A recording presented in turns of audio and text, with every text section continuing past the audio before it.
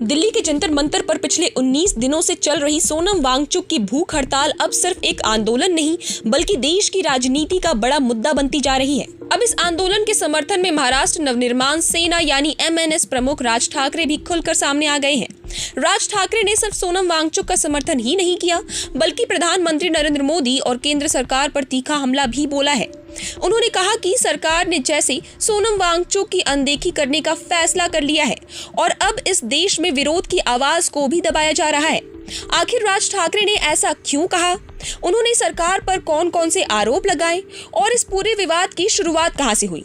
दरअसल महाराष्ट्र नवनिर्माण सेना प्रमुख राज ठाकरे ने 16 जुलाई को अपने सोशल मीडिया पोस्ट के जरिए सोनम वांगचुक की भूख हड़ताल पर चिंता जताई। उन्होंने लिखा कि सोनम वांगचुक की भूख हड़ताल का 19वां दिन है और उनकी सेहत लगातार बिगड़ रही है। राज ठाकरे ने कहा कि टीवी पर दिखाई जा रही तस्वीरें और उनकी स्वास्थ्य संबंधी खबरें बेहद चिंताजनक है। उन्होंने आरोप लगाया कि ऐसा लगता है जैसे सरकार ने सोनम वांगचुक की बलि देने का फैसला कर लिया है और साथ ही लोकतांत्रिक विरोध की जगह भी खत्म करने की कोशिश की जा रही है। राज ठाकरे ने अपने पोस्ट में बीजेपी पर भी सीधा हमला बोला। उन्होंने कहा कि एक समय था जब भारतीय जनता पार्टी सोनम वांगचुक की काफी तारीफ करती थी। साल 2018 में उन्हें एक सम्मेलन में बुलाया गया था जहां गैर पारंपरिक ऊर्जा को लेकर उनके विचारों की सराहना की गई थी। राज ठाकरे का दावा है कि बीजेपी किसी व्यक्ति को तब तक महत्व देती है जब तक वो उसके राजनीतिक एजेंडे के लिए उपयोगी होती है, लेकिन जब वही व्यक्ति सरकार से सवाल पूछने लगता है तो उसकी आवाज को नजरअंदाज कर दिया जाता है। राज ठाकरे ने अपने बयान में ये भी कहा कि लद्दाख को केंद्र शासित प्रदेश बनाए जाने के बाद सोनम वांगचुक ने शुरुआत में सरकार के फैसले का स्वागत किया था, लेकिन बाद में उन्होंने लद्दाख के लिए अलग राज्य का दर्जा, 2 लोकसभा सीटें और स्थानीय लोगों की जमीन के अधिकारों की सुरक्षा जैसी मांगे उठाई। इन मांगों को लेकर उन्होंने पहले भी कई बार अनशन और प्रदर्शन किए, लेकिन सरकार की ओर से कोई ठोस कार्रवाई नहीं हुई। अब सोनम वांगचुक का समर्थन CJP यानी कांग्रेस जनता पार्टी के आंदोलन को लेकर है। ये आंदोलन नीट परीक्षा में कथित गड़बड़ियों, परीक्षा प्रणाली में पारदर्शिता और केंद्र शिक्षा मंत्री धर्मेंद्र प्रधान के इस्तीफे की मांग को लेकर चल रहा है। राज ठाकरे ने कहा कि नीट परीक्षा का विवाद कोई छोटा मामला नहीं है, इससे लाखों छात्रों का भविष्य जुड़ा है।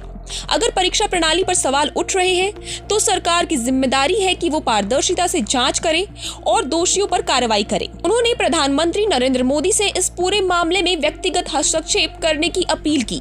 राज ठाकरे ने ये भी कहा कि लंबे समय तक प्रधानमंत्री बने रहना केवल एक आंकड़ा है, असल पहचान ऐसे फैसलों से बनती है जो आने वाली पीढ़ियों के भविष्य को सुरक्षित करे।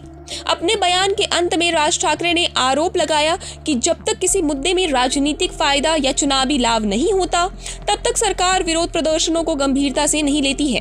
उन्होंने कहा कि अक्सर प्रदर्शन करने वालों को देश विरोधी बताने की कोशिश की जाती है और उनके आंदोलन पर सवाल खड़े कर दिए जाते हैं।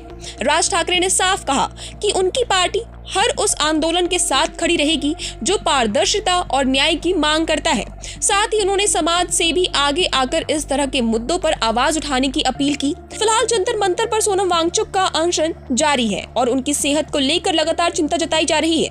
अब देखना होगा कि केंद्र सरकार इस पूरे मामले पर कोई प्रतिक्रिया देती है या नहीं और क्या आंदोलन की मांगों पर कोई ठोस फैसला लिया जाता है। इस पूरे मामले पर आपकी क्या राय है? क्या सरकार को सोनम वांगचुक की मांगों पर तुरंत बातचीत करनी चाहिए या फिर सरकार अपना पक्ष सही तरीके से रख रही है?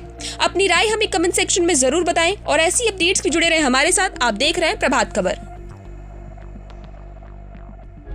प्रभातखबर.com, विश्वास वही, रफ्तार नहीं।